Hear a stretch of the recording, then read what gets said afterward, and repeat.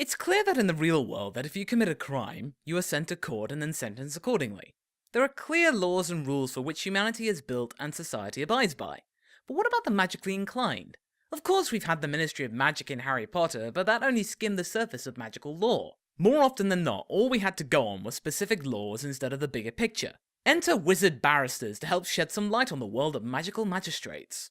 Attorney-based anime and media's popularity has been built and maintained by the Ace Attorney series of games and mixed media outings. Colourful characters and outlandish scenarios set in a near-modern environment has brought the world of the courtroom to public attention and interest. For nearly 10 years, Phoenix Wright and pals have mesmerised audiences with their flamboyant practices set in a realistic world. But Wizard Barristers tries to up the ante when it comes to capturing its audience. Newcomer Cecile Sudo is starting her first day at the Butterfly law firm, and her first case is presented to her before she even hangs her coat up in the office, denoting she is meant to become a prodigal figure in the world of paranormal litigation. She is joined by other newcomer Hotaru, who is the complete opposite to Cecile, saturnine and scathing of Cecile's mercurial enthusiasm when it comes to the world of law. The world itself is set in 2018, where wizards and mortals coexist, and need a mixed set of laws and doctrines in which to cohabit.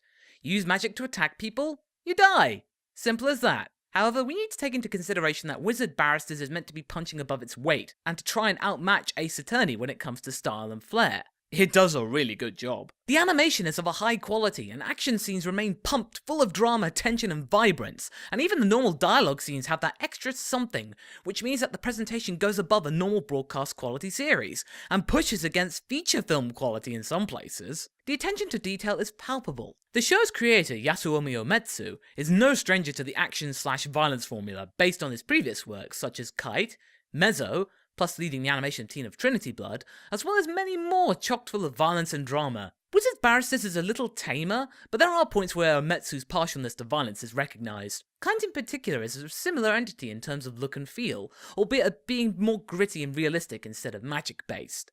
Uematsu's style shines through, as much as the magic effects, and you're left treated to brilliant visuals. One personal note though is that I don't like Cecile's design. Her hair is a little too thin for her head, and it unsettles me somewhat. The other characters are alright though. It's just Cecile that irks my aesthetic eye. As for the story, it's interesting, but doesn't match the quality animation. The rest of the team behind the Butterfly law firm are a mixed bag of hard nuts, sex-mad spinsters, stoic loners, and questionable individuals. Suffice to say, the characters are not dull, but there's an imbalance in how they are dealt with. For example, Moyoyon, her chosen name, acts as Cecile's best buddy, and as such, most of the cast is pushed into the background, only around to offer the odd quip with only Quinn making a break for prominence. Some barely get a word in, which is a shame, but there's still time for them to make their voice heard beyond their dress sense. The story itself is pretty straightforward, charting Cecile's rise to notoriety within the wizarding world, with individual cases thrown in for good measure, for the team to get stuck into. Throughout the journey, the world of the police and the law firm get murkier and more complicated. That may be to come, but the show is in danger of becoming stale and repetitive if the format of jumping from case to case continues. The artwork could even lose its edge if the level of action is maintained. There needs to be time when the characters can relax and get into the serious business of getting the story along, and help grow the characters, and build a world in which the audience can get behind and feel immersed in, not just rely on pretty colours and flashy explosions. A show can use those tools by any means, but it shouldn't rely on them entirely.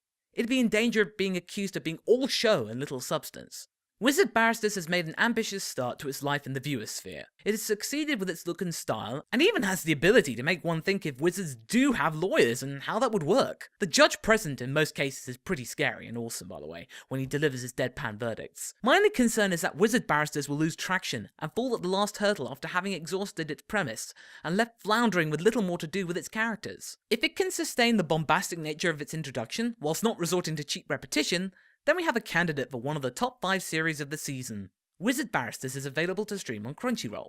My rating? Continue. The world of wizarding standards and practices is more intriguing than you might think. If you like what you heard, please visit my Patreon campaign to help grow Anifile at patreon.com/MasakoX.